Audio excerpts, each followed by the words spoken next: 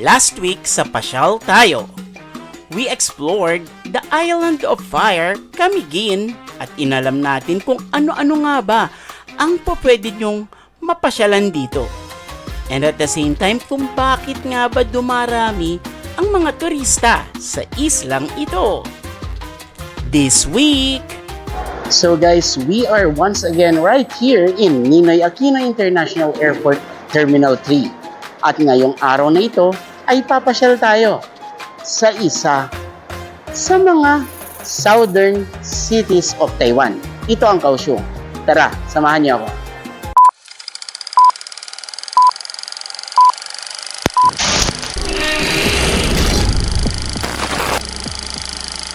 Pasyal tayo, tara na. Ikutin ang mundo simula Pilipinas sa Asya man o saan bansa. Saya at kwento, sama-sama. Pasyal tayo, nood na. Bawat lakad, bagong alaala. Tara na, wag na mag-antay. Pasyal tayo, sabay-sabay.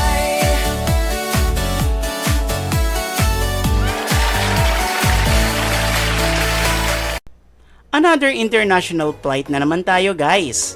That's why we're here sa NAIA Terminal 3. We are in the afternoon flight today. At alam nyo ba, maganda pala ang ganitong klaseng schedules. Okay, so we are all checked in at nahandito na rin tayo sa pre-departure area ng NAIA Terminal 3.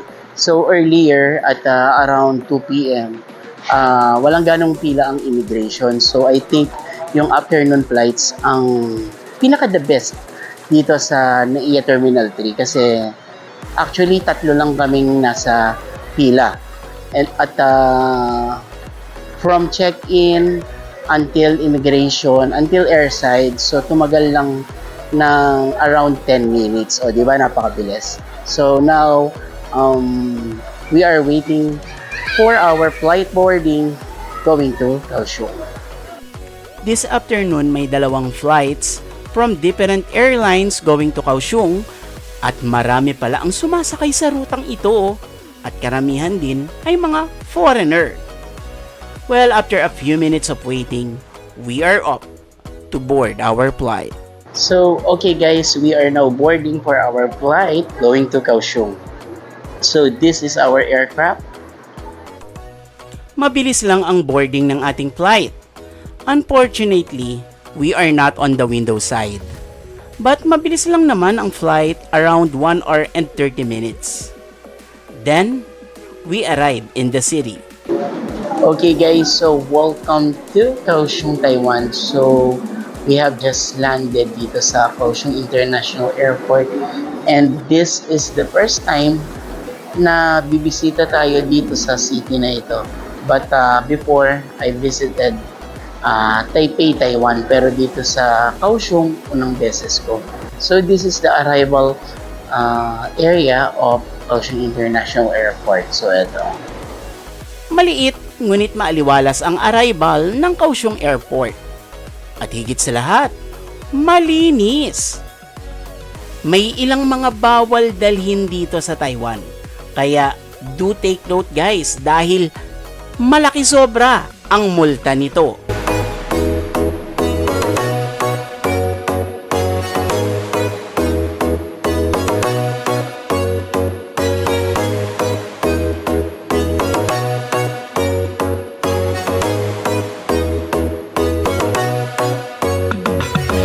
We just walked for another few minutes, then we arrived at the immigration na mabilis lang naman din.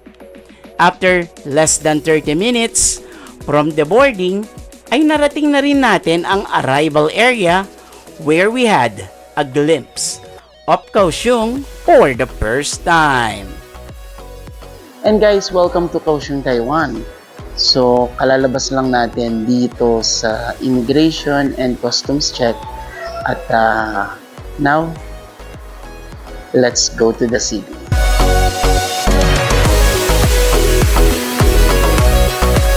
So the good thing about Kaohsiung Airport is connected siya sa city through the MRT. At earlier ay bumili na tayo sa Klook ng unlimited MRT card for 2 days. So yun ang gagamitin natin. So MRT, LRT o monorail, and some buses are also magagamit mo ito. So unlimited ito kahit babalik-balik ka. So it's good ito for the tourist.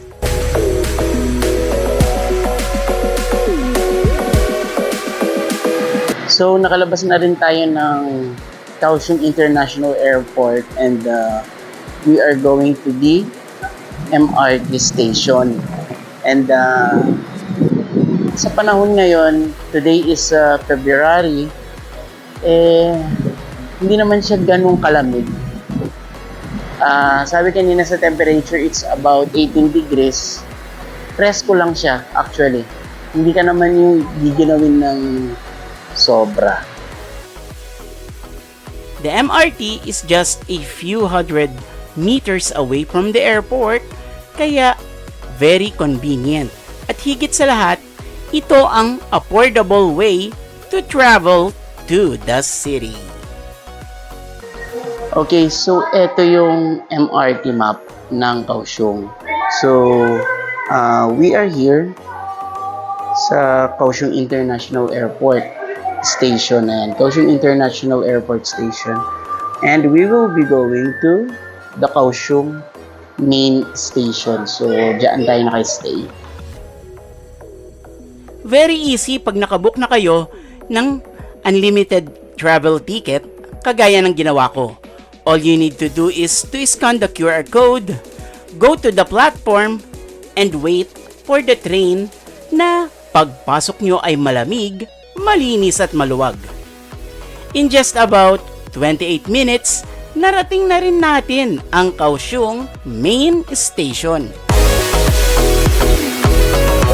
So guys, welcome to Kaohsiung Main Station. So now we will be walking, going to our hotel.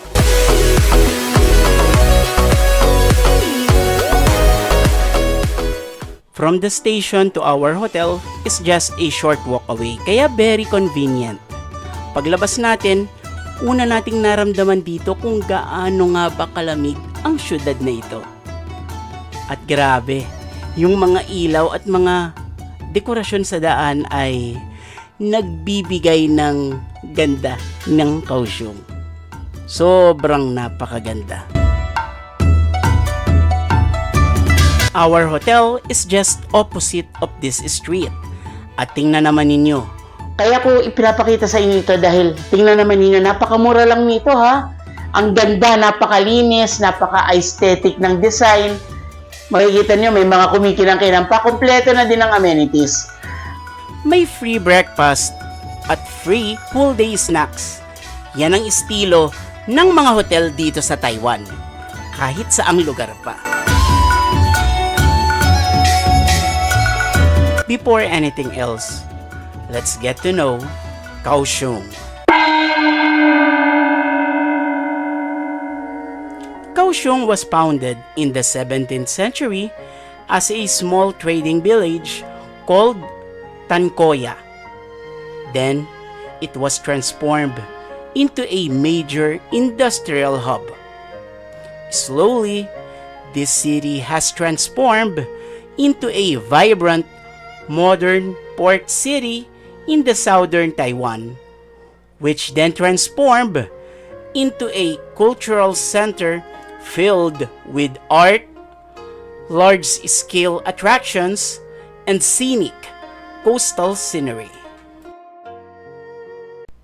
Now at this time, let's get back to the MRT for our next destination. So guys, nandito tayo ngayon sa Kaohsiung Main Station. So kanina from the airport, dito din tayo bumaba going to our hotel. And now sasakay ulit tayo ng MRT dahil pupunta tayo sa isa sa mga sikat na night markets here in Kaohsiung. Our next stop is just one station away, sa Formosa Boulevard Station, kung saan nyo makikita ang sikat na the Dome of Light. And also, this is where you can find the Liwe Night Market kung saan tayo kakain tonight. So guys, welcome to Liwe Night Market here in Kaohsiung, Taiwan. So, kagaya nga kanina, nilakad lang natin ito from Formosa Boulevard Station. At ito ang inyong makikita dito. Grabe, lahat nakakatakam. And this will be our first dinner here sa Kaohsiung. So tara, mag-ikot-ikot muna tayo. And at the same time, manap tayo ng ating kakainan. Let's go!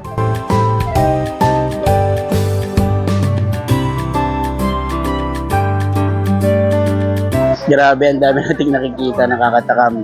Nakakita tayo ng stinky tofu, yung isa sa sikat na pagkain dito sa Taiwan. Meron ding iba't ibang klaseng soup, yung pork knuckle soup. At dito naman sa ating gilid is meron ding mga tindang seafoods. And isa pa, dahil ang Kaohsiung ay malapit sa dagat, and at the same time, kilala din ang Kaohsiung sa seafoods. Kaya marami ang nagtitinda ng seafoods dito. A few minutes of searching, and we found our dinner spot. So, ang kinakain natin is yung pork knuckle stew. So, kung ikukumpara natin siya sa pagkain natin sa Pilipinas, para siyang pata din. So, masarap siya. Kaya hinaluan ko pa ng chili kasi medyo matabang siya. And sabi naman din itong mga kasabay kong kumakain dito na Taiwanese, usually daw talaga tinatabangan para ikaw ang maglagay ng lasa, or kung gusto mong mas maalat or gusto mong mas maanghang pa.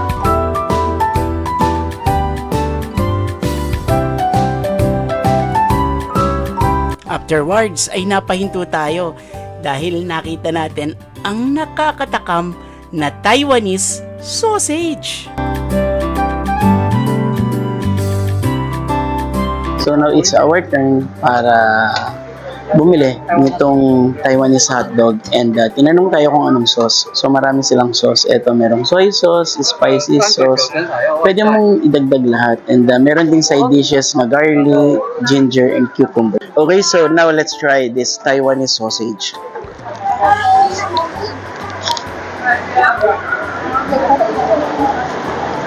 Ito siya. Masarap. Actually, the sausage itself is sweet, savory. Tapos malalasahan mo yung mga Chinese spices. Ayan. And etong sticky rice is para siyang kakanin na style. Ganun. Sarap. And we ate some more. So, before we end the night here at Liwe Night Market, sinubukan naman natin itong isa sa kanilang mga barbecue stalls. At ang binili natin ay bestseller. Ito yung kanilang chicken skin. Okay, so ito na ang ating biniling grilled chicken skin. So, let's try.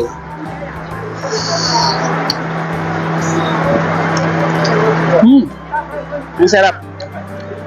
Wala yung pait na sunog. Tapos malalasahan mo yung kanilang marinade. Actually, minamarinade lang nila ito sa lemon water. Nakita natin. So, lemon, kalamansi, and lime. Tapos nilagay lang nila sa tubig na may konting suka. Yan. Grabe! Napakadami talaga ng mga pagkain dito sa Liwe Night Market. Lahat ng ito ay mura at alam nyo ba guys? Wala pang 300 pesos ang lahat ng kinain natin. O di ba? Sulit. Bukod sa mga pagkain, may ilan din mga palaruan dito at mga bilihan ng pwede nyong gawing souvenirs. Guys, it's a must ang pag-visit sa mga ganito na night markets, lalo na dito sa Taiwan na anywhere ay may mahahanap ka. This was our stay dito sa Liwe Night Market.